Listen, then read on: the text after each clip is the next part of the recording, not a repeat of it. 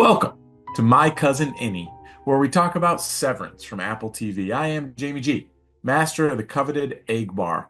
I'm here with my co-host Magna Mills to talk about the second episode of season 2, Goodbye, Mrs. Selvig. It's time to say goodbye to the sports bar and hello to my cousin Innie. That's funny. I actually watched the football games on Sunday at the bar with our cousin, and I don't know if it's the technology he had or the tequila, but I don't remember anything. Hopefully, you'll remember something, and this will be a memorable episode of My Cousin Innie, presented by Regular Dudes Watch Stuff. Thanks for checking out the show. You can find our content wherever you get your pods and on YouTube. Find us on social media at Dudes Watch Stuff. Same place on the web, dudeswatchstuff.com. Nice and easy to remember, just like the flaps, FLAPS. Follow, like, and please subscribe. If you had fun, please make sure that you hit the thumb. From this point forward, there will be full spoilers for all episodes of Severance, as well as any article, podcast. If it's out there, we might talk about it. This is it. Not going to warn you again, so if you don't know, now you know. Let's go ahead and start things off with the episode details. This is Goodbye, Mrs. Selvig, Season 2, Episode 2, the 11th overall episode of Severance, directed by Sam Donovan. This is his first directing credit on Severance. Written by Mohammed Al-Masari. This is his first written by credit on Severance. Guest stars include Olafur Dari Olafsson as Mr. Drummond, Bob Balaban as Mark W., Alia Shawkat as Gwendolyn Y., Stefano Carinante as Dario R., Adrian Martinez as Mr. Saliba, Michael Sidbury as Jamie Egan, Cindy Cole Alexander as Natalie, and Merritt Weaver as Gretchen. This is a voice-only credit. The short plot synopsis is Audi Mark contemplates the meaning of a message. Lumen grapples with the fallout of the overtime contingency. Jamie G, this definitely felt like the second half of a bookend here with episode one, both in the title and in the way it approached it. We got the Innies last episode. We got the Audis this episode. What are your kind of overall thoughts, initial impressions here of Hello, Mrs. Selvig, or Goodbye, Mrs. Selvig, excuse me. Hello, goodbye. We're back at it again. I really enjoyed this one. It was so cool that you kind of got. I like how they did these first two episodes, and the first one being focused on the innies, second one being focused on the outies, and in a way, it was. I don't know if it was easier to follow because of how they did it. They're really interchangeable in terms of where they go first or second in the episode order, but I thought it made it kind of easier to go back and look at what happened initially, knowing what we saw that first episode of what's going on internally. So I thought it was really cool. Enjoyed this one, added to the intrigue, added to the mystique, answered some questions, but not much. But it's just, it's really interesting to kind of see this life outside of the office. And the office is fascinating enough with the color schemes and how it looks and all the varying secrets that you can find in there and weird hallways and everything else. But I thought it was cool to dive into some of their personal life, and I gotta say, Milchek's helmet was really something.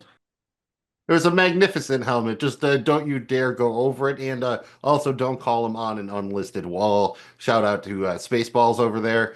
Yeah, definitely an interesting choice. Kind of go with this one second, but it was really cool because we got to spend time with all of the other Audis. We did get to spend some time with Mark's Audi, but we know him.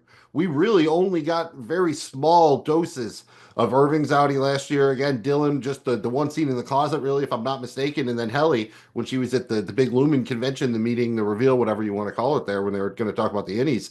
So it was really cool to go around and see all of their Audis, and they really couldn't bullshit us too much this episode, right? Like when we got the first episode, you don't know who's telling the truth or who's not. Here, other than the fact that I think Helena's gaslighting Mrs. Cobell a little bit, but I think she knows it. I think everything is pretty above board. It's 48 hours, it's not 5 months.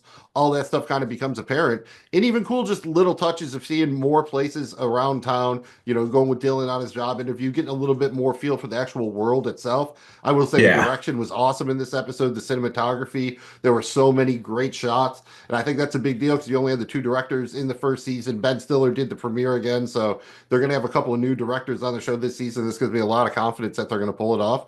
Overall, very much enjoyed it. I think it did a good job. I think they've now pretty much moved on from season one. You're officially in season two. The chess pieces are in motion. Everything sets up pretty well. So I'm very happy with this one, and I think it paired very nicely with the first episode. we're going to start here at the beginning of the episode to see where the discussion takes us. I think a lot of people would have expected this episode to be the season two premiere. I think they're kind of interchangeable a little bit in terms of what you open up with, what's the first episode, what's the second one. Did you like the decision to give us the Innies episode first and then show us the outies?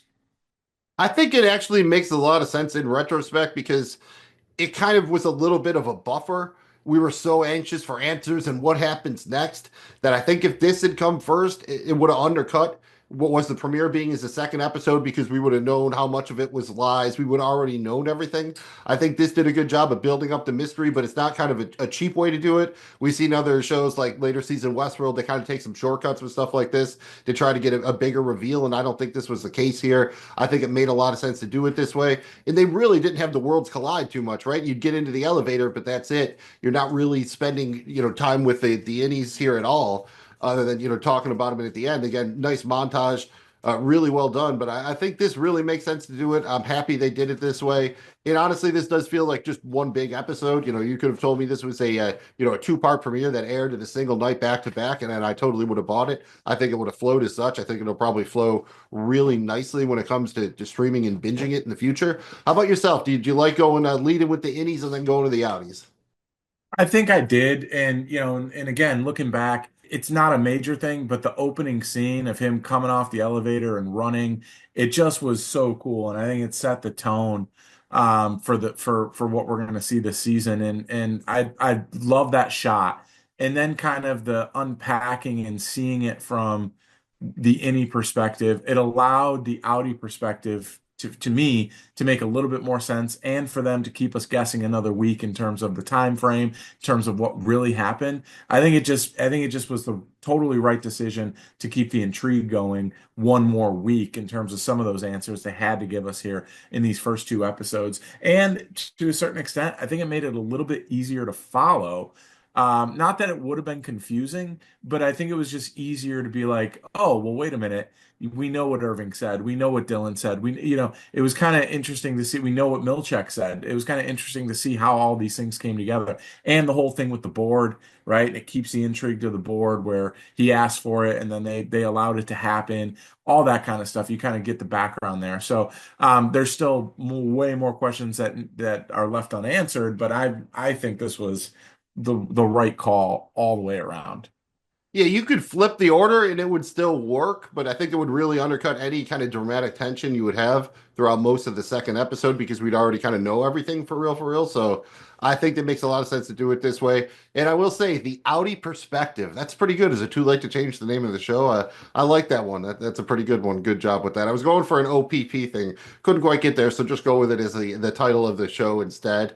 And we mentioned it before. We were wondering, would we see any of the new team again? And we kind of did get it all here, right? We got basically the origin story for all of them.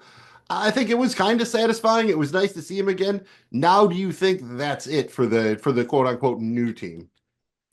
Probably. I mean, we kind of know what they were in the point behind them. And I think what will come from it is more information on their ability to interchange and what happens to people. Can you pull somebody out of retirement? Like some of those questions I think will come down the road. But yeah, I don't think we're going to get those guys anymore. I think that's probably it.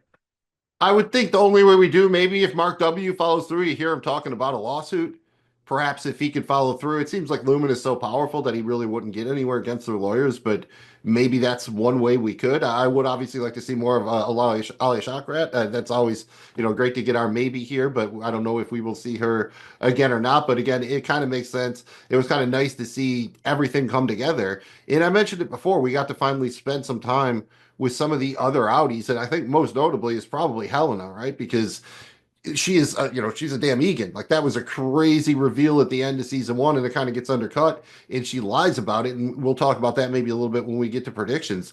Did you like what you got out of her? I will say she was a bigger deal. I guess for some reason I didn't think she would be as involved in the day-to-day stuff. It never really occurred to me that she would be watching the footage of her innie. I don't know why. It's just not really something I thought about. Maybe I was taking it too much at face value or whatever. What are your thoughts on Helen as the we're hers or Audi here? Helly's Audi. It blew me away to see the sheer influence, control, and power she has, and you realize she might really be the one pulling the strings at her father's discretion, but she's still kind of the face. And even down to the point where she had to issue the apology, like all that kind of stuff, you realize she's kind of the one pulling the string. And it's also makes you wonder, obviously she has all the inside knowledge on the experiment or whatever this is, but watching her innie is a wild concept that it kind of blew my mind. I didn't really think about it either, not because it's so profound or anything, just because I didn't really think about that because I see them as two separate people and we didn't really know the Audi version. And now it's like, wow, so she has the ability to know these people. She's the only one that has the ability to know her innie and her Audi and everyone else's innie and Audi, which is really remarkable when you think about it. But yeah, I thought we got a lot of her and it was big, in terms of just the role she plays outside. Yeah, and I thought the actress Britt Lauer did a great job here. They're definitely kind of two distinct personalities. And I have a couple of minor questions here. When Milchek asks, "All right, what do you want me to do?" She's like, "Oh, let Kier guide your hand or whatever." Do you think she knew that he was going to fire everybody and that's what she wanted, or did she really think there was a chance? Because to me, I think she knew Milchek wanted to fire him, and she was just basically giving him the okie dokie. Do you think that was the case? Yeah, I think so. But I don't know. I think there's something else going on here. And was she pulling a Hasselhoff? Didn't he do the drunk cheeseburger video and then he blamed it on some kind of medication or something like that? And I love how she Yes. was very specific about it being a non-lumen medication for like an arm rash or something like that. Just very, very specifically. And she definitely laid it on kind of thick during that apology video, right? It was only missing like the sad Sarah McLachlan music they play when they're trying to get you to donate to the sad animals or whatever. It was Yeah. right there with it. So I give her credit. I guess it probably worked. And it just goes to show you kind of the level of influence that Lumen has. And again, it goes back to the lies. We saw a newspaper where our team of Innies was basically being paraded around like the astronauts when they returned from space in the back of the car with the whole ticker tape parade. 5 months have gone by. There's all these reforms. None of that was true. It's been 48 hours. No one knows anything, and they're just barely starting on something that not even a reform as much as some way to just keep Mrs. Cobell off of the floor, I think. What about when Helena saw the footage of Helly kissing Mark? She seemed to be taken aback a little bit. And then when Mark shows up later and he gets out of his car, you see her kind of give that little smile from where she's watching up in the building. And again, just absolutely great shots. Everything her walking to the conference room, looking out in the parking lot, especially the one shot when she's looking out and it's dark and Milchek rolls up on his bike. Just fantastic stuff here. What do you think about that? Is she a little bit invested in this relationship now, or what do you think her take on this is? Yeah, I think she's certainly intrigued. And, I think when you're in her position as an Audi, she doesn't just get to have a romance, right? I mean, we're talking about being the heir of one of the most powerful conglomerates. I mean, this is basically Evil Corp, right? I mean, shout out Mr. Robot, but this is basically like one of the most powerful conglomerates on the planet, is what we're being led to believe. So for her to just have a normal life and have a work fling or just kind of have some fun and see where her feelings take her. I don't think that's a possibility. So I think it's somewhat intriguing that her innie is leaning into that, and maybe it's something in her subconscious that she wishes she had in her real life that she doesn't. And I think that's probably somewhat intriguing. And of course, dude, if you know that part of you when your innie is into somebody, your outie is gonna want to know why. What is it about this guy? And how my question is, how long before Audi Helena interacts with Audi Mark S?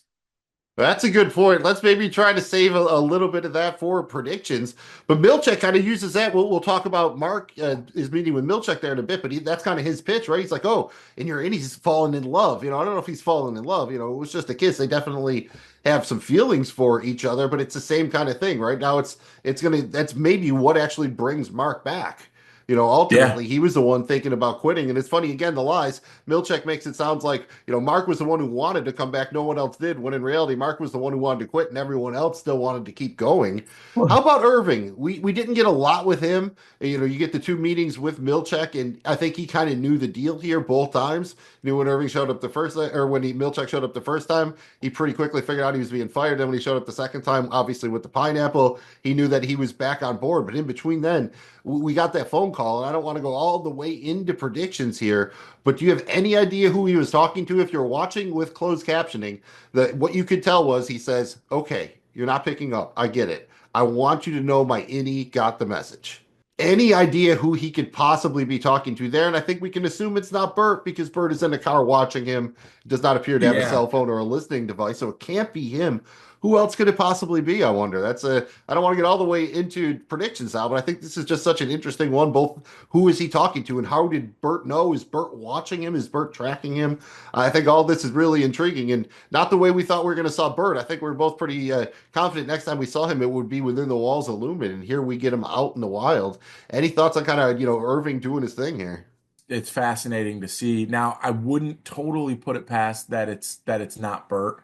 He could be calling Bert's home phone, and that's why he's not answering because he's following him, right? So I can't totally eliminate it, but a kind of a creeper is what if it's Cobell? What if there's something brewing with her and they have a history and we just don't know about it, right? And so this I think leads to a lot of awesome speculation and then why the hell is whether it's Bert or not, how the hell is he following him? I mean, as far as we know, Irving only saw him with his family and then that was it, let it go, right? So does Bert also know that any Bert has feelings for any like that? There's so much to unpack here. I can't wait to find out.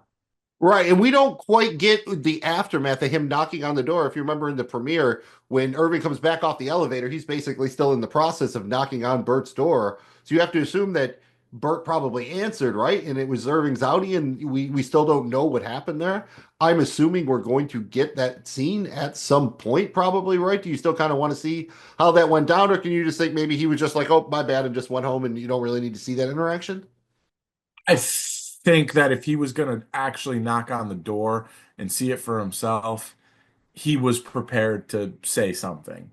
Otherwise, you just kind of look in the window, see that he's happy with his family, and you just move on, right? So to me, I think he was going. If he if he did it, I think something was said. But he was definitely doing it, but just it was his innie was the one knocking, and by the time the door answered, it would be his Audi standing there. You know what I mean? So I'm just kind of curious as to was it just a I'm sorry, like, how do you play that off? Did they have an interaction? I'm just a Yeah. little bit curious that they didn't show us that. They gave us kind of a pretty good idea of what happened with everybody else, I think, at least as far as kind of the immediate aftermath there. So maybe we'll circle back around to that in predictions a little bit. We also got our guy Dylan here getting again fired, getting rehired, but in between he tried to get a new gig, which is, we'll get to the award tour, but it's definitely in the running to be my favorite scene of the episode when he goes to the door manufacturer there to try to get a job. What do you think of our guy Dylan here? I will say that my theory that maybe he didn't really have a family seems to be pretty kaput. So RIP to that theory. Again, I really enjoyed everything with Dylan this episode. I thought it was fantastic. Definitely the job interview being a highlight. Any thoughts on our guy Dylon with the hot fire? Yeah, it was great. The interview obviously was awesome, but just the coming and going of Milchek, him coming out of the house, the fear in his eyes when he realized he was being let go, and then the intrigue when he was being offered the position back, driving around in the minivan, right? The scene at the door company was just awesome. So, really good work here. And again, it gives us just a little bit of insight into who this guy is outside of the work scene stuff that we got so much of in season one. So really enjoyed it a lot. And yeah, Mills, to your point, I think it's officially a loss for you on the prediction because he was going to get baby wipes. So unless somebody has, if he would have said dude wipes, maybe we could have made an exception. They were just for him. But the baby wipes tells me maybe it's probably a kid involved. And one thing that definitely stood out, not only just how alike Yeah, Dylan and Mr. Solid, but I actually looked, and then again, another outstanding shot when the two of them kind of lean back and it's perfectly mirrored. And just the idea the whole time you have the different doors going back and forth. And this comes from Dan Erickson, the showrunner, show creator, who worked at a door company at some point. So that's kind of where it comes from. But then just the idea how Dylan talks about being a pocket door. I believe the actual quote is something like, If you could be any kind of door, what would it be? Uh, Pocket. Interesting. Yes. Tell me more. Well, you're, doing your door thing, and then when you're not needed, you can just. Just tuck yourself away. doesn't that sound like literally the description of being an innie? I think that's really interesting, and that can't be, that's obviously has to be a very deliberate choice. But he's basically describing like he'd like to be an innie. You know what I mean? That goes to, I think, show a little bit that Dylan always seemed to be maybe the one most comfortable in his severed self. Yeah. Like he's really into it. He loves all the perks. He loves doing the work. So maybe he would be more invested on a subconscious level if he had to pick one or the other. Maybe everyone else would want to be their outie, and he'd be the one who would rather be his innie persona or something like that. Just again, just an incredible scene all the way around. I mean, you even get some laughs with like the kickball line, and then obviously you have the bit where he finds out that it's not so easy out there for a severed person to get another gig. So that's an interesting aspect that hasn't been brought up too much. That there is definitely a huge drawback to this. So again, it goes to show you why he would probably be anxious to get that job back, right? And why Lumen has leverage over them, because if they get fired, just the fact that they worked on that severed floor could severely impair their ability to get any employment going forward. Yeah, you don't really, they hinted at it a little bit in season one, this stigma around being severed. And I believe the door CEO there put it as circumcising your brain. Was that, I think it was Yep, I something believe it like was that. it. So so it just goes to show you that this is a widespread thing, at least in this community, wherever they are, that there's a stigma around it, and not everyone is in support of it. So you don't really think that you would just, not because it's not like it would ever affect you in anything you do externally, right? From what we understand about it. So it shouldn't really have any bearing, but I guess they would just think of it as a judgment call. Like the fact that you do that to yourself, we don't want you. And it's clear that they're letting it known that there's more people that are against it than you would think. So Well, I can tell you one person who would definitely be against severance, and that's Mike Ehrmantraut. I mean, he was all like, you cannot half-ass anything, you have to whole-ass something. The idea that you were half a person, I don't think that would sit well with Mike if I had to take a guess. I don't think so either. No, he would not like that. How about the person with two personas, but we don't think they're any out. You have Mrs. Cobell slash Mrs. Selvig here, the titular here, involved in the title of both episodes. Another great scene when she has her meeting here. And to be clear, I don't think that they're kind of lying about that maybe to her, right? This isn't really a promotion. They're just trying to make sure she doesn't interact with Mark again, right? Right. Right. I think that's, and they made that clear to Mark. Just great work here by Patricia Arquette. The look on her face, the way she's playing this, I tell you what, I wouldn't want to play poker against her. She has a very good poker face here, and she is, and not afraid to flex and push. It's almost as if she has leverage that maybe we don't know about, or there's perceived leverage. So I really think that we're going to learn a lot more about her. And obviously the whole scene with her and Mark and everything at later in the episode. But yeah, there's a lot to unpack here with her. And I thought she did an outstanding job with just the way she looked, the face, the pause, all the interactions on things. You just can't really get a read on it one way or the other. Yeah, it's a great exchange when she kind of points out, or at least what she thinks is correct, like, "Oh, you don't need me, you fear me." And then of course Elena's like, "Nah, like we don't fear anybody." And that was said in that perfectly kind of creepy way where you kind of wonder, like, are they You actually, fear no one. have they find like the key to immortality here with through the severance, or possibly living through goats? Who knows? Maybe they want to get a little bit weird with it. Yeah, you got to do what you got to do. And she talked about her what she had to give up. You know how much she sacrificed. Is that Mrs. Selvig, is that what she's talking about? That's what she had to give up, right? That's I think so. I couldn't come up with anything else. That, and I think there's more than we even know. I mean, dude, you don't know how long this has been going on. So that's where I'm saying where I think there might be some sort of um perceived leverage that she has. The other part of this too, though, is, with the escapee in season 1, did she have something to do with that? Did she know something about it? I think there's a lot more at play here with her, and that's one thing that's really intriguing to me. And the flip side of that, though, is could Lumen just do away with her on the just do away with her, right? I mean, there's a little bit of that too. Like they strike me as an organization that if you're causing a severe threat, somebody will just bump into you on the street and, you know, 12 hours later you're foaming at the mouth and dead. So it's like it just wouldn't surprise me at all to see them deal with things in that manner.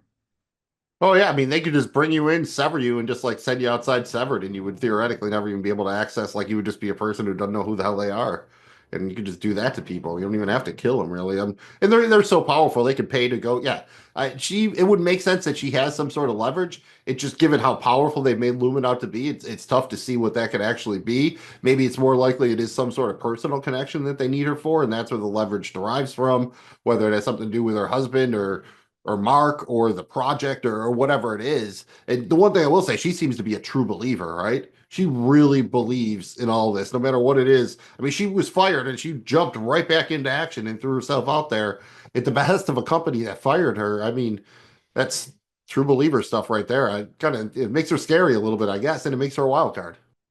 Yeah. Wow, God. And speaking of wild cards, man, how about we talked about it, but Milchek on his bike, dude. How cool is that? Very cool. He looks awesome. The bike is awesome. The helmet is magnificent. Just the way he presents himself getting on and off the bike. I know it sounds stupid, but it's actually really cool. I don't know what else to say. He's cool. Oh, it was crazy. It reminded me if you cross kind of Terminator and Knight Rider. They got that kind of Yeah. 80s techno going with the score. Again, great score this episode. I think everything, as always on Severance, just extremely well done. And just the way he carries himself, right? It's confidence, and he appears very nice and polite, but there's always just a slight hint of menace just under the surface. And it's just played so well and just so beautifully. And there's a reason every time I watch him, he just always commands my attention when he's on the screen. So I think we're both kind of big Milchek fans here. Did anything else in particular before we get to his kind of scenes with Mark and everybody else here? Did anything else about his interactions with Irving or Dylan stand out to you, either when he fired them or hired them? The Irving firing was probably the more difficult one because, it just made it seem like Irving had been there for so long, and so, he had money, he's got every, like, what do you want me to do? I'll do anything to kind of get out of this. And the one with, and again, shout out to Milchek's delivery in doing so. But the one with Dylan, you kind of just saw the worry in Dylan's eyes because I've got a family to feed. What am I supposed to do? Yeah, I mean that's the leverage on Dylan right there. Yeah. Right. So, but there's got to be something with Irving. We just don't know it yet. But I'm certain there is. Yeah, his first instinct was literally, "Can I pay you to keep my job?" I Right. don't know how much more kind of subservient it gets from there. And then when Milchek shows up, I loved his kind of interactions with everybody. At first, with Rick and Devin there. And again, Devin playing it cool, right? She just like because Mark had the picture still of him and Jenna, the wedding photo, and it's on the table, and she just subtly covers it up. And I thought they played it really cool with with Milchek there, and I think that is really interesting. And shout out Rickon. I love that how he loves Mark now because Mark's Innie was so nice and telling him about the book and how much he liked it. So like Mark can do no wrong now. And I also like that he coined the term a workie. I don't know if he just doesn't want to say Innie or he forgot or said the wrong word, but he calls Mark's Innie his workie. And it sounds Yeah. probably too much like Wookie, but I kind of like workie, so I might try to go with that once in a while. And even came up with the Kobelvig kind of the it's usually like a ship name or the portmanteau or what have you. But I thought that was all really good. So I did enjoy all this. The one thing I didn't really buy was him being convinced that what Mark was yelling, "She's alive," was about the baby. Because it seemed that Devin sees through that, right? And that's when you get into that scene at the Yeah, diner where right. kind of where Bull comes away and he's like, "Yeah, you don't really have to worry about Mark. It's the sister we got to keep an eye on." But again, the more we see of her, the more I like her. I am worried though, again, prediction type of stuff, but I am worried either her or Rickon is like, again, secret spy or you know what I mean? You worry in this kind of show, like everyone could kind of have conflicting loyalties or be turned at any moment. Yeah, 100%. And obviously something with Rickon to watch. I mean, his book was all over the inside Lumen and everything. So there's certainly something there. We'll have to see. And did you like the way that Milchek pitched everything to Mark as far as coming back? I mean, he led with a 20% raise. I couldn't tell if Mark was actually impressed or not. He was like, "Ooh, 20%." I couldn't tell if like I don't really care or that meant something. It seemed what really got him, and it wasn't the pineapple either. It was when he talked about his innie having friends and finding love and being happy, and then the idea that would seep through. Because remember the ball Petey in the first season, it was like the opposite. Like he said, all his innie stuff was creeping into his outie and like kind of ruining his outie life. I guess that's what sells, Mark. Do you think that's what does it, or do you think it is the pineapple and the 20% bump? I would be a big fan of the 20% bump, and who doesn't love a pineapple? But I definitely think it's Mark's battle with his own depression and his outies life and his sadness. I mean, don't forget this was we saw all season one. He would just break down in tears up in the parking lot before he would walk in. He drank himself to sleep every night. He basically hated his life as an outie. And I think that when he learns that, wow, my innie has a life that I don't. My innie may have found love. My innie has friends. My innie's happy. It's hard. I think it would be hard to kind of do away with that. Ultimately, I think that was what got him. Hopefully, he still takes the 20% because why not? You might as well, right? And again, I think Milchek doing a good job of kind of reading the room here, although I'm sure they have probably detailed psychological profiles and everything, and they knew what buttons to push with him. I definitely enjoyed the scene at the diner, and the one piece of information I think we can walk away from is he is very confident that he saw his dead wife's burned corpse. He is very kind of specific about that, but the way it's been referred to, I don't think she's a zombie either. Do you have any idea? I don't think we're in like a cloning scenario, but I guess it's not impossible, but Mark certainly seems to believe that. Do you think that is the thing, or do you think maybe his memories have been messed with a little bit? Yeah, I think that's probably a more likely path here. I mean, he was adamant that he saw her dead body and she is dead, and period. And there is no ifs, ands, buts about it. So I think that look, man, if you have the ability to insert a chip and sever somebody's consciousness, you probably have the ability to do other things too. And I think ultimately that's what we'll get to here.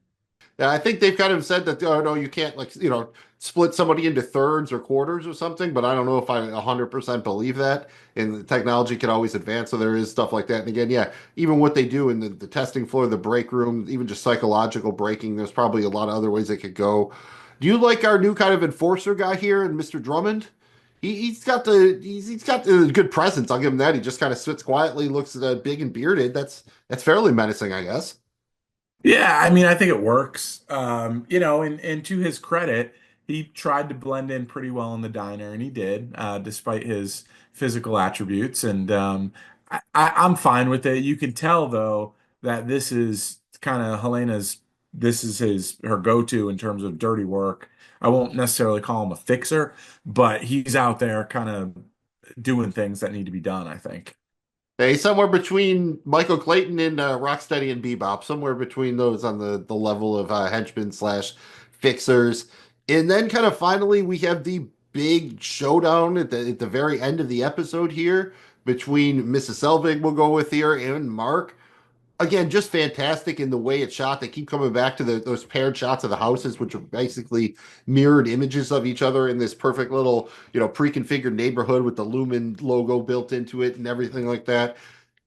I think this scene was about as good as it could be without actually answering any questions. Because if it went on about 1 second longer, you're like, all right, give it. You got to give us something here. I think they dialed up just enough attention, and you hate to like let her get away, but of course it's only the second episode of a 10 episode season. So I get while she didn't kind of spill the beans here, but I'm very curious as to how they're going to deploy her going forward, especially if she can't be on the severed floor or interact with Marques's Audi, right?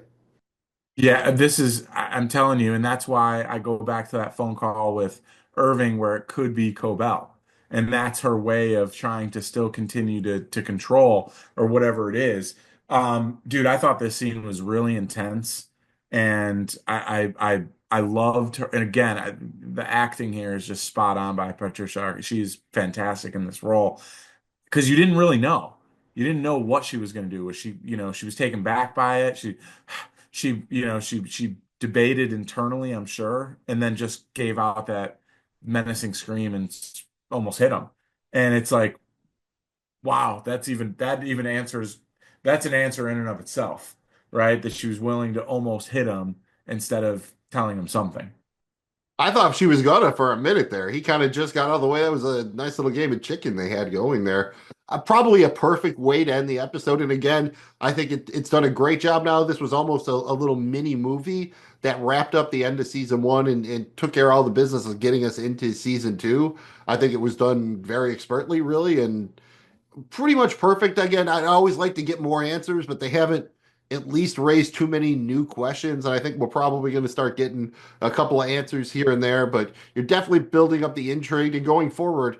I guess maybe you want more balance between the innies and the outies, you think, in a general episode? Because it's going to be hard. You can't kind of show, I don't think everybody's innie and outie in the same episode, or it's going to get kind of like those Game of Thrones episodes where you try to check in with every character. So they're probably going to have to make some choices. But I would like to continue to see more of the outies we are getting here because in the first season it was pretty much just Mark's outie.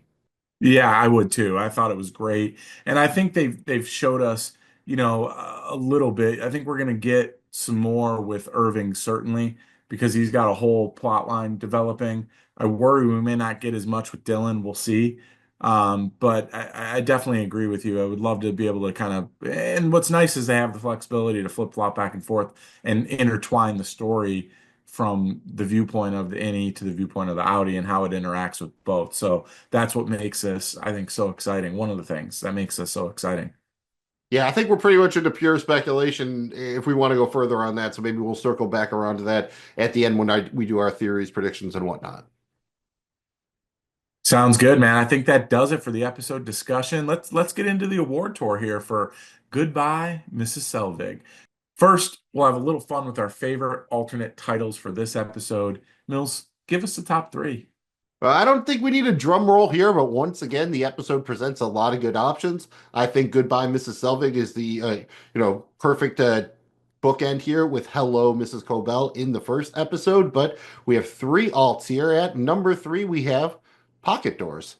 Makes a lot of sense. It would be an intriguing title, and it tied back in around to kind of the themes of being an innie. So I thought that was really cool. And number two, I'll circle back because that's exactly what this episode did. The first episode kind of threw us in, and this episode circled back around to show us what happened. And it's something that I was going to call it Succession. That's something that Severance does quite a bit. And then at number one, because this is the first time we're kind of spending extended periods of time with some of these other outies, we're going with the first step of many because it feels like this episode is the first step of many. So there you go. There's the three alternate episode titles: Pocket Doors, I'll Circle Back, and the first step of many. The next stop on the award tour is our favorite quotes. Which quote here is the winner for you for the episode, Mills? I am just going to go with a little bit of a tiny line here in the conversation, the big scene there between Mr. Saliba and Dylan, where Mr. Saliba kind of turns around and asks him, "Hey, You like kickball? As a skill or like, do I follow it professionally? We play on Fridays. There's a fun prize if you win. You mean a door prize? I didn't know that professional kickball was a thing. I remember, I think after the movie Dodgeball, there were actual professional dodgeball leagues. I know you can bet money on professional cornhole. That's a thing. Professional kickball, I'm not quite as sure, but I am intrigued. Jamie G, what was your favorite quote of the episode? I like that. I got to go with that scene between Mark S. and Mrs. Coble, where he was, Mark's clearly upset here and, coming to grips with everything. And he just basically tells her, You were in my house. I ate your shitty fucking cookies. They convinced you to stay. Was a pineapple involved? You're so easy to sway. The way she delivered it was great. And yes, a pineapple was involved. This lady knows this company. She really does. It just makes you wonder why the pineapple, have they done research? Do they have an excess supply of pineapples? Remember in that video in the first episode, they had pineapple bobbing. So it's not just a Yeah, for nothing here. There is some sort of runner with pineapples. So extremely interesting there, but they do seem pretty easy to sway. Mark was the only one they had to try for. I mean, in theory, Irving right. or Dylan probably could have gotten that 20% bump if they would have just given the one no. Next up, we got our favorite scene or moment from the episode. I'll go first here, Mills. I got to go with the meeting between Helena and Mrs. Cobell at Lumen. I just thought this was so tense. And it was coming on the heels of learning just how powerful, how involved Helena was. And you see her kind of with that great shot where she's walking, the severed floor ends and she's walking, and then she goes into the conference room and there they are. I just thought this was so intense. And you had both of them kind of playing chess here a little bit and trying not to show their hand, but also trying to flex and intimidate. This was just awesome. And again, left me with a lot of intrigue and wondering about both these characters. That was right up near the top of my list. Kind of the shorter ones I enjoyed definitely was all the stuff with just Milchek kind of generally driving his bike around and looking like a badass, but that's really just kind of an overall thing. And the final montage of the team arriving for work for that kind of first day, which brings us back around to the beginning of the first episode, I thought was cool. But overall favorite scene, it has to be Dylan's job interview. I thought everything about that was fantastic. The visuals, the dialogue, it had some humor. It offered you kind of some insights into maybe what's going on at a deeper level in the show. So, got to take it down. And just absolutely beautifully done overall. The entire scene, loved every part of it. Let's break out the big trophies, starting with our episode MVP. He's the one guy who interacted with everybody. I was very tempted to go with Helena here, but I am going to go with Milchek. He was my runner-up last week. He was right there again. Same thing this week. He doesn't get any, maybe one singular moment other than having a magnificent helmet, but I love the way he gets to interact with every character. He looks badass as hell. It's all working here. It could be, again, I think it was him and Helena, and then you kind of had at least a big teardrop to get down to the next group of candidates here, but I am going with Mr. Seth Milchek, the Seth Milkshake here. That's the guy. I don't know if we knew his first name was Seth before or not. I think we probably should have, but I didn't remember that off the top of my head. I don't think he looks like a Seth, so I'm just going to go with Mr. Milkshake. Jamie G, episode MVP. He's definitely Mr. Milkshake. Mills, I was in between, Milkshake. I'm glad you took him. That makes the decision crystal clear for me. I'm going to take Helena. I just loved being able to see her role because her Audi role is so far greater than I ever anticipated, and it's so different than her any role. Remember, she was the pure rebel when she first got on that floor. She was doing crazy stuff and freaking Mark and Dylan and everybody out because she was so crazy and she didn't want to comply. And then you get her on the outside and she's literally running the show and has power and influence. And I just, it was awesome to see that. It was a shocker. So I thought she was fantastic, and her ability to split between playing the Innie role and the Audi role, because it's two totally different people, is pretty awesome. For what it's worth, I think it is Helena, but because of House of the Dragon, we're both keep calling her Helena, and we're just gonna have to deal with that, I think, because we had a whole run of House of the Dragon just burning that into our brains. So, our Yes, we did. apologize if it's a Helena, but we like the Helena. Final stop on the award tour is our episode grades, and we're going to each grade the episode on a scale of 0 to 100 cure coins. I'm up first here, Mills. I'm living right in the same range as I did last episode. I'm going to go 84 cure coins. Nice, bumping it up a touch there. I gave the season premiere an 85. I'm going to stick right here with an 85. I believe these are two halves of a whole, more or less. Maybe this one lands a little bit of a touch harder, but I think it's because the first episode set it up. So I think they're both equally good. Again, it feels like just kind of one big, perfect, double long season premiere. So I'm going same as I did last week, 85 cure coins. Before we get out of here, it's time to break out the tinfoil hats, talk about our favorite theories, ask questions, make predictions, whatever you got. Smoke 'em if you got 'em. Mills, lead us off with a good one. Well, the title of the next episode is Who is Alive? Who do you think that refers to off of at the top of your head? Is that, it feels like it would be, Gemma slash Ms. Casey, Mark's wife, but could it be somebody else? What do you think? It feels like it could be, but I definitely think it could be somebody else. And I think we could get a little eye shocker of maybe somebody we thought that had died from season one. I'm trying to go back and remember all the possibilities here. Yeah, I think something's amiss here. The easy answer is Gemma, and that would be fine. That would be perfectly acceptable and fine if that's what it was. But it feels like there might be something more amiss here. I think I'm going to go with her, but it's in the context of Devin starts digging around. You saw Mr. Drum was kind of worried she would be a problem. She keeps kind of harping on the, oh, I need some closure here. I need to find this out. And she seems pretty convinced, and we know she's right. So I think that's probably, if it's going to go that way, it's because she starts digging around and people kind of start asking her, like, wait, who's alive? Like, what are you talking about here? So I Yeah. think that kind of makes a little bit of sense there. How do you think that Bert knew how to find Irving? Do you think they're both maybe part of the resistance? We saw the protesters and stuff like that in the first season. Could they all be part of the same organization? You mentioned Mrs. Cobell. Is she maybe kind of running them like a little spy ring or something like that? Have they actually met each other on the outside before? Any thoughts about how Bert actually knew how to find him? I mean, does he have a stash at home just like Irving had with the maps and the addresses? Any thoughts, predictions on that one?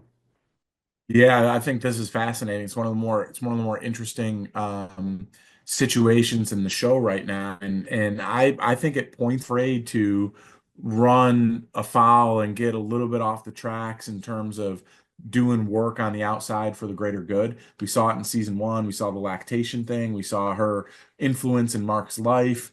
I don't know that she was necessarily supposed to be doing all that stuff. I think she took her own liberties. And I think she's taking them again here. So I don't put anything past her. I think she's a missing link. And when you think about her inability to make an influence on the severed floor and or with Mark S, it's got to be behind the scenes. And what better angle do we have right now than this? No, I think that is a very good point there. And we hear Helena say that they need Mark S because they need to finish Cold Harbor. And at the end of the previous episode, when Mark was working on his computer, you had that shot and you saw it was a picture of Gemma and it said Cold Harbor, 69% or 63% or whatever it was, 60 something percent. Is that kind of official confirmation that he is somehow working on that project and they need him specifically because it is his wife that he's working on? Is that how that works? I mean, it feels kind of like that, right? A little bit, a little bit. I mean, I think we all know collecting random numbers and putting them in a bucket isn't really the job. And one thing I noticed, maybe it's nothing, but when Milchek came over and he was talking to Devin, Rick, and Mark about Mrs. Cobell, he called her Ms. Cobell. Is that just him being formal, or is that just some kind of weird thing or whatever? Because she's very clearly Mrs. Cobell otherwise. Is that a particular reason, or is that just him being kind of as vague as possible? Probably, but the cool thing about this show is you don't know. Like it could be something else where maybe that was him taking a dig. Maybe she's a widower and wants to keep the missus and he wanted to ms her. I don't know if that's really intriguing to me as to why. It could be nothing, but could also be something, and that's what's so crazy about it. Do you think Mrs. Cobell will wind up having some sort of existing relationship with somebody, whether it's sister, mother, ex-wife, whatever, something like that, with one of her characters, or is she going to kind of be off on her own and have her own reasons for doing what she's doing, not because she's somebody's family member or ex-girlfriend or something like that? I hate to do this, but I think it's a little bit of column A, a little bit of column B. I think she has some sort of personal vested interest, but I also wonder if she has some sort of vendetta here, some sort of bone to pick that hasn't been, she hasn't fulfilled yet. There's something there, and it could be influences from multiple things that lead her to it. I think that is definitely intriguing and something we will probably get an answer on sooner than later, although they're kind of keeping her character deliberately vague, but she's got to re-enter the story somehow here. And unless they're going to do a whole thing with her new Severance Advisory Council or something like that, they probably have to find a way to do it.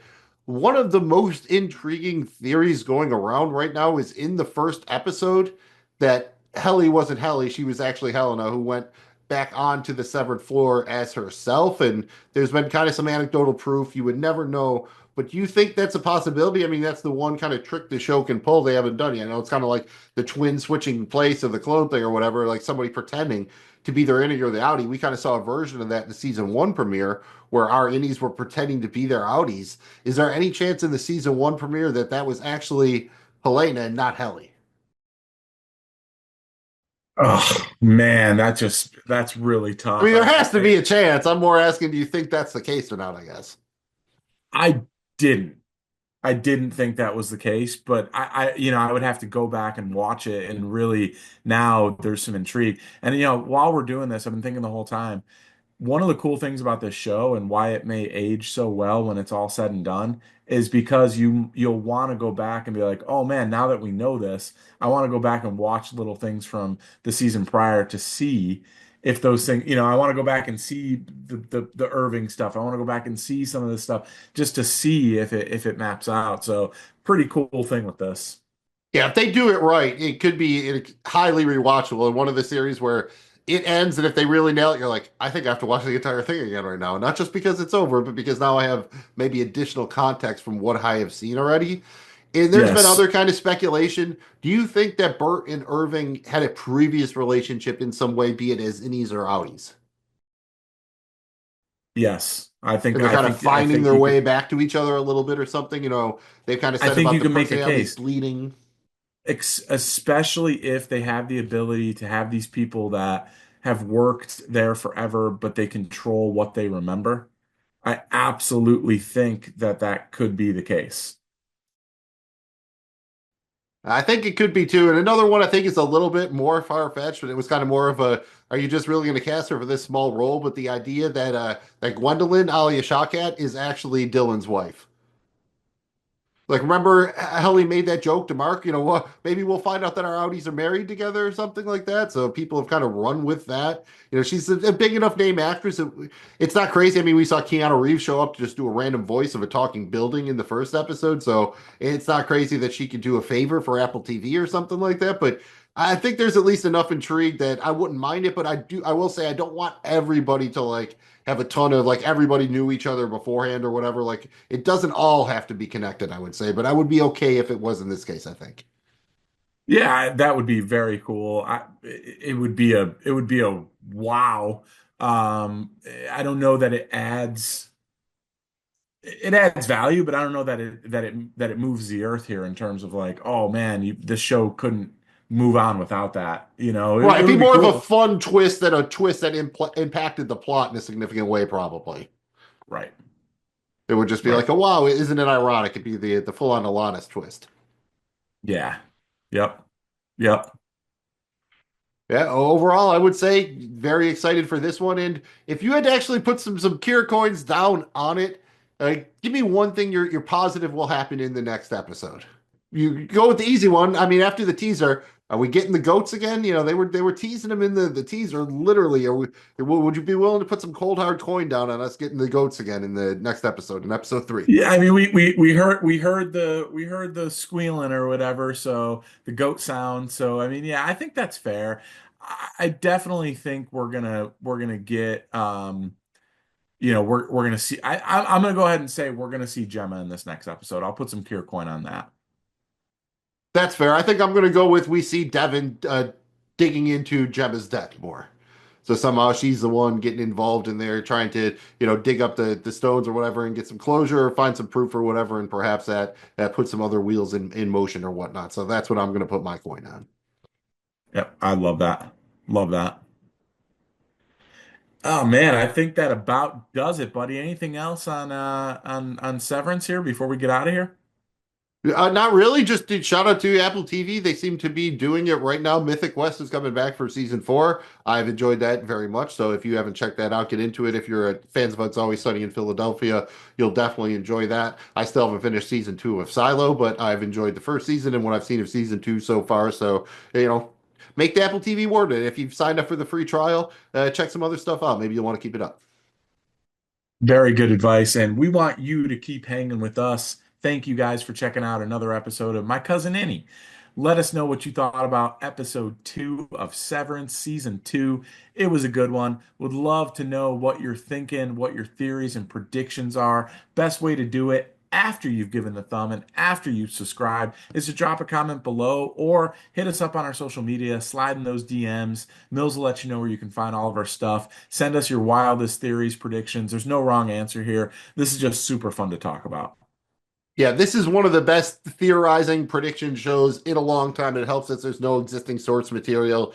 Game of Thrones was probably the last show like this, but you could definitely cheat if you had read the books at least up to a certain point, and there's a fair amount of speculation. So this is great. Drop those if you got them. Thanks again for checking out My Cousin Innie, presented by Regular Dudes Watch Stuff. Find our content wherever you get your podcasts and on YouTube. Find us on social media at Dudes Watch Stuff and on the web at dudeswatchstuff.com. Simple and easy to remember, just like the flaps, FLAPS. The secret to our success is that you follow, like, and please subscribe. If you had fun, please make sure that you hit the thumb. I'm Magna Mills. He's Jamie G. We're the two Utes. Thanks for checking out the show, and we'll see you next time the elevator door opens.